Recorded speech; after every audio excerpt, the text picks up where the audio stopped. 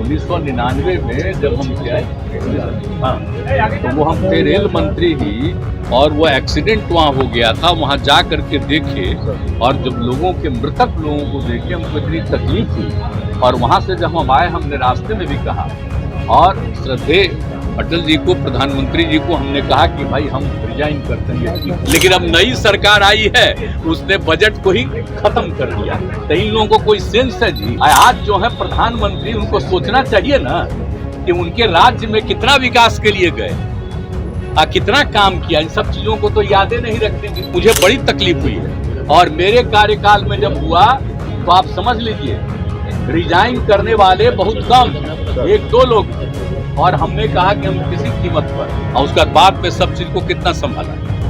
अब अभी हो रहा है, अच्छा नहीं लग रहा। हम तो कुछ कहते नहीं है, हमको उस पर दुख प्रकट किया, हमने तो कुछ नहीं कहा।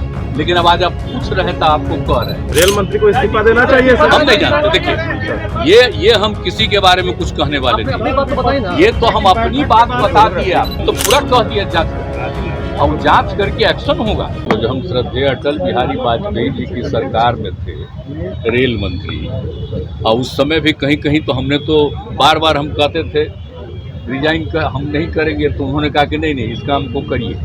और जब यूपी में यहीं पर हो गया था बहुत ज़्यादा, वेस्ट बंगाल में बहुत बड़े पैमाने पर, आप समझ लीजिए 1999 में जब हम थे, हाँ, तो वो हम थे रेल मंत्री ही, और वो एक्सीडेंट वहाँ हो गया था। वहाँ जा करके देखे, और जब लोगों के मृतक लोगों को देखे हमको इतनी तकलीफ हुई। और वहाँ से जब हम आए, हमने रास्ते में भी कहा, और श्रद्धेय अटल जी को, प्रधानमंत्री जी को हमने कहा कि भाई हम रिजाइन करते हैं, ये ठीक नहीं। तो उन्होंने उसको एक्सेप्ट नहीं किया। लेकिन बाद में हम फिर गए, और हमने कहा कि सर मेरे इस्तीफे को दोबारा हमने दिया, स्वीकार किया जाए, नहीं तो हमको बहुत तकलीफ है। इतनी बड़ी दुर्घटना घटी है, ये हमको अच्छा नहीं लग रहा है। और तुरंत चुनाव वगैरह भी होने वाला है, तो हमको जाएंगे, हमको बड़ा खराब लगेगा। इसलिए कृपा करके हमको छोड़ दीजिए। तो वो फिर हमको स्वीकार कर लिए, और हमने वो रिजाइन किया। बाद में तो और भी हुआ। फिर इसके बाद में जब हमको फिर किए, तो हमने उसी समय रेलवे के लिए ये तय किया कि सर अगर हमको दोबारा बना रहे हैं, बाद में हम आए उसके 1.5 महीना के बाद, 1.5 साल के बाद, तो जो तय किया गया कि जो चीज़ सब रेलवे के बारे में जो हुआ उसको स्वीकार किया गया, और वही काम जो प्रारंभ हुआ उसके चलते रेलवे की स्थिति बेहतर हुई। और उसके बाद फिर नई सरकार भी आई, तो उन लोगों ने भी इस काम को किया, तो हुआ है। लेकिन अब ये कैसे एक्सीडेंट हो गया है, इसको तो देखना चाहिए ना। और पहले आप जानते हैं रेल का जो डिपार्टमेंट होता था, उसका बजट पेश होता था अलग से सर, अपने बात आप जानते हैं ना। और सारे लोग, आपको नहीं मालूम है, पूरे लोकसभा में और राज्यसभा में सबसे ज्यादा लोग उसी के बारे में कहते थे। और जब हमको फिर मंत्री बने, तो हमने सारे लोगों को, जितने एमपी और इसके होते थे लोकसभा राज्यसभा, सबकी बात सुनते थे, और उनके इलाके में 6 महीने में एक काम जरूर करवाते थे। तो इसलिए सब लोग होता था, सब लोगों की बात थी। और अब बाद में सोच लीजिए, उसका आजत बजट पेश होता था। जब बजट पेश होता था सबसे पहले, तो इतना ज्यादा आकर्षित, आप जानते हैं जो हम रेल मंत्री थे, पूरी रात चलती रहती थी हाउस, 7 बजे सुबह जाकर के बंद होता था, और अगले दिन का समझ लीजिए हम लोग करते रहते हैं। लेकिन अब नई सरकार आई है, उसने बजट को ही खत्म कर दिया। तो इन लोगों को कोई सेंस है जी?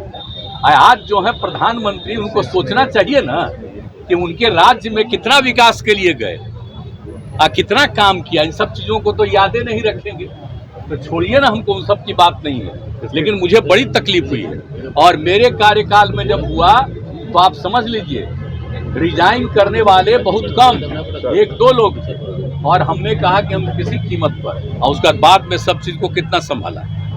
अब अभी हो रहा है, अच्छा नहीं लग रहा। हम तो कुछ कहते नहीं है, हमको उस पर दुख प्रकट किया, हमने तो कुछ नहीं कहा। लेकिन अब आज आप पूछ रहे तो आपको कह रहे हैं, यानी रेलवे का जो होता था, अगर इसी को फिर जगह हर बार सदन में बातचीत होती, तो सब जितने लोग सदस्य थे, एमपी और दोनों जगह के, लोकसभा राज्यसभा सब कितना। और आप जानते हैं कि किस तरह से लोगों के बीच में सारी बातों को रखी जाती थी और कितना अलग मिल करके सारा बात होता था। तब आजकल तो ऐसा कर दिया है कि अब तो बिल्कुल अलग हो। रेल मंत्री को इस्तीफा देना चाहिए सर। हम नहीं जानते, देखिए ये हम किसी के बारे में कुछ कहने वाले नहीं, ये तो हम अपनी बात बता दिए आपको। हमको तो आदरणीय प्रधानमंत्री जी चाह रहे थे कि नहीं, लेकिन फिर भी जब हमने कहा तो जब हम उनको एकदम एक बार रिजेक्ट कर दिए, दोबारा जब हम जा करके हाथ जोड़ करके हम चरण स्पर्श करते हुए कहते रहे कि हमको छोड़ दिया जाए, बहुत गंदा हुआ, तो अंत में स्वीकार किया। तो बात अलग है, हम किसी को क्यों कहेंगे आप करिए नहीं करिए, लेकिन हम कह रहे हैं क्या रेलवे का जो बजट पेश होता था वो तो उस तरह का प्रावधान नहीं ना होता है जी। नहीं तो एक एक चीज बात तो सबको मालूम होता। और आप जानते हैं इस देश में सबसे पुराना जगह क्या है? रेल है। और सबसे ज्यादा जरूरी क्या है? लोगों की सुविधा किससे है? उसी पर ना चलते हैं लोग।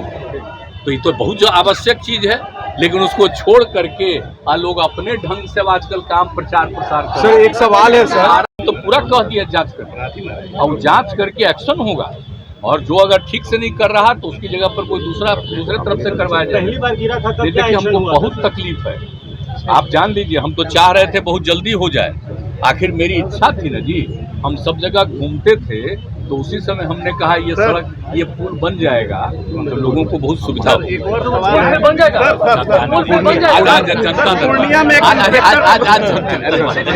सिर्फ खबर दिखाना देशवा न्यूज का मकसद नहीं। देशवा न्यूज की कोशिश है कि समाज की सूरत बदलनी चाहिए।